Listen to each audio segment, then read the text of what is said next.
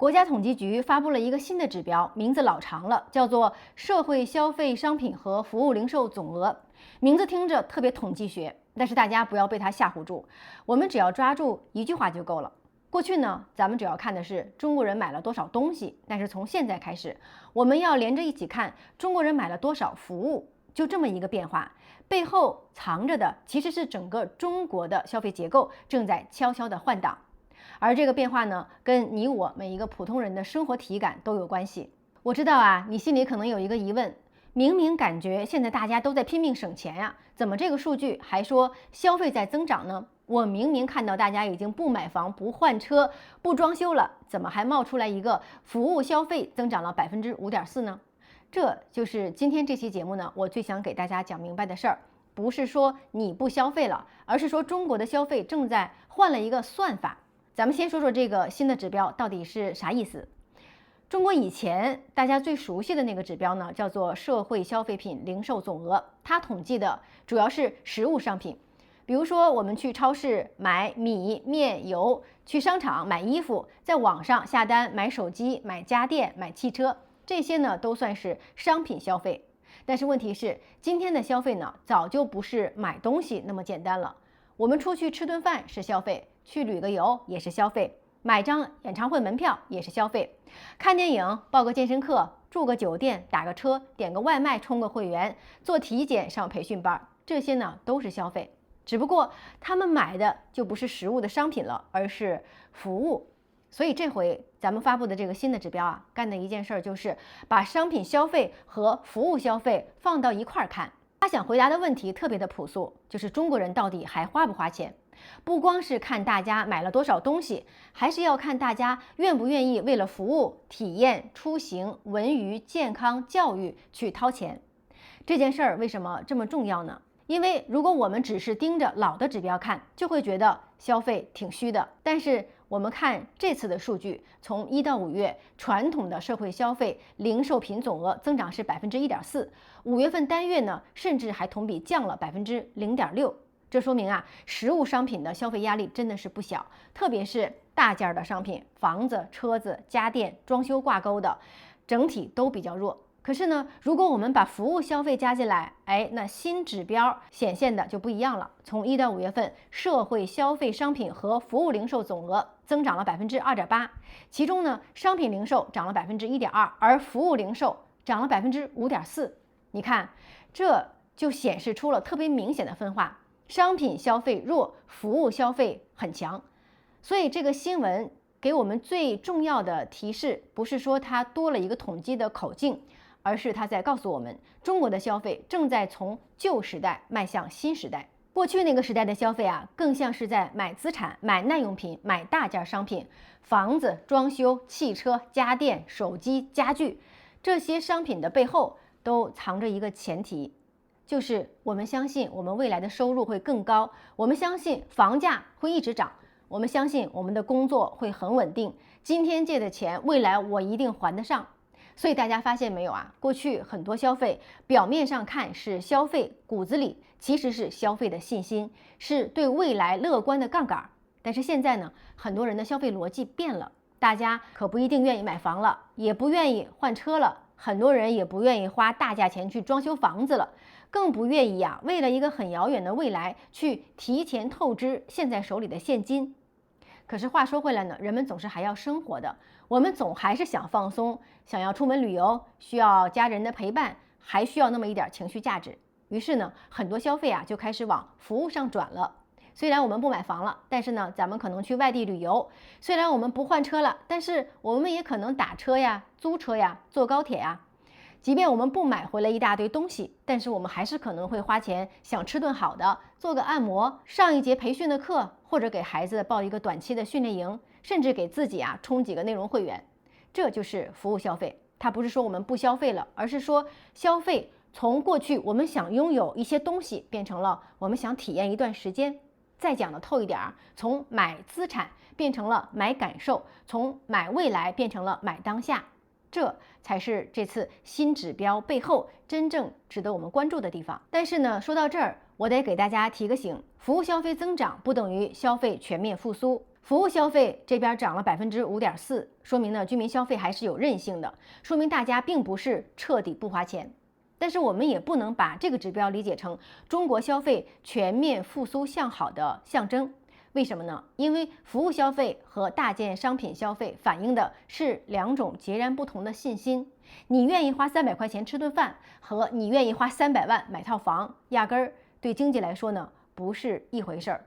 你愿意花几千块钱出去旅游一次，和你愿意花20年扛一套房的贷款也不是一回事儿。服务消费很多时候还是短周期的消费，今天你有钱了，今天你有空了，心情好了，你就花了这个钱。可是呢，大件商品的消费是长周期的投资消费，它需要我们对未来的收入、资产的价格、工作稳定有非常强的信心才可能进行。所以当我们看到服务强、商品弱的时候，它的真正的含义是消费没有消失，但是消费的结构变了。普通人不是完全不花钱了，而是不愿意再为那种太长期、太重资产、太高负债的东西花钱了。这也是为什么呀？我们看到很多城市现在都在拼命的推文旅、推夜经济、推演出经济、体育赛事、首发经济、本地生活，因为服务消费已经变成了一个新的抓手。过去地方经济靠的什么呀？很大程度上靠的是土地、房地产、基建、汽车、家电这些大的链条。可是现在呢，这些链条的拉动力弱了，那就只能去找新的消费场景，让人出来，让人流动，让人出去吃饭、住酒店、看演出、参加活动。说到底呀，就是让人去消费时间、消费体验、消费情绪。所以我们会看到好多城市现在都在抢游客、抢演唱会、抢大型赛事、抢网红街区，这都不是偶然，而是经济增长的方式在发生变化。不过这个变化呢，也带着一个很现实的问题：服务消费虽然很热闹，但是它的链条跟房地产不一样。你买一套房能拉动上下游的一大串产业链，土地、钢筋、水泥、家电、家具、装修、中介、物业、金融，这条产业链特别长。可是如果我们只是去看一场演唱会，住一晚上酒店，吃2顿好饭，那消费当然也是消费，但是它对整个经济的带动方式就完全不一样了。所以服务消费能让经济更有活力，能让城市更有人气，能让老百姓的生活更丰富，但它不一定完全能够顶替过去那种房地产和大件商品的对经济的拉动力。这一点呢，是我们看这个数据出现的时候必须要保持清醒的地方。聊到这儿啊，这个新的指标对咱们普通人到底有啥用？我觉得有3点。第一，我们不能拿自己的经济体感去判断整个国家的经济周期。很多人说，我发现现在身边的人都在省钱，所以咱们国家的消费肯定是差的。这个体感肯定是有真实的一面，但是另外一方面，有些消费呢是被转移了。我们可能少买了一些衣服，少买了手机，少添了大件，不买房子了。但是我们可能在其他的软性服务上花的更多了，比如说孩子的教育啊、老人的医疗啊、一些短途的旅行啊，甚至是很多付费的内容会员啊，甚至是餐饮的社交啊、运动健康啊。那这些消费呢，也不是不存在，只是他们不像过去买房买车那么扎眼。第二点呢，我们不能把服务消费的增长误读成消费的全面复苏。服务消费增长，说明大家呢还是有生活需求的，情绪需求、体验需求都存在。但是真正能反映居民长期信心的，还是得看大件的消费、耐用品消费、住房相关的消费。如果没有明显的恢复，那么居民资产负债表的修复呢就没有真正的完成。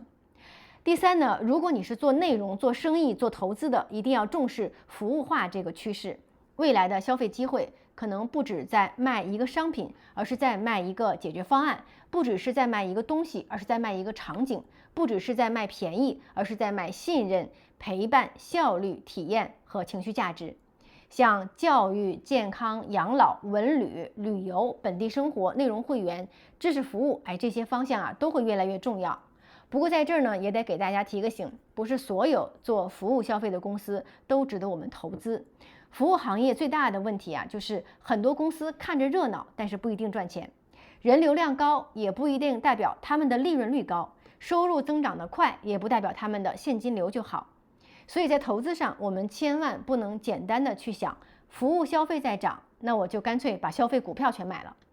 我们真正要盯的是3个指标：第一，它有没有定价权，有没有复购率，有没有稳定的现金流。这三样要是都没有，那么再热闹的服务消费也可能只是一阵短期的流量。好，咱们回到今天这个指标啊，我对它的理解是这样，它不是一个简单的新的数据的变化，而是中国经济在走进了新的阶段之后，统计的体系开始追赶现实了。过去呢，咱们看消费主要看大家买了多少东西，往后看消费还得看大家愿不愿意为了时间、体验、健康、教育、娱乐、情绪和服务去掏钱。那这算是一种消费升级吗？一部分来说呢，我觉得是，当然不能完全是，因为它既可能是消费的升级，也可能是大家在压力之下的结构转移。当普通人不再愿意为了房子、车子、大件商品去扛长期的负债的时候，那么钱自然更多的就流向了那些短期的、及时的、自己能够攥得住的服务消费了。所以这就是今天中国消费最真实的变化，不是说大家不花钱了，而是大家花钱越来越谨慎了。也不是说消费没有了，而是消费呢从大额长期资产型转向了小额短期体验型。这个背后呢是大家消费信心的变化，也是时代的变化。所以今后啊，咱们看中国消费，不能只问大家还买不买东西，我们还得看大家愿不愿意为了生活本身付费，而这才是这个新指标真正值得你我关注的地方。看懂世界，放对资产，我是苏涵，我们下期见。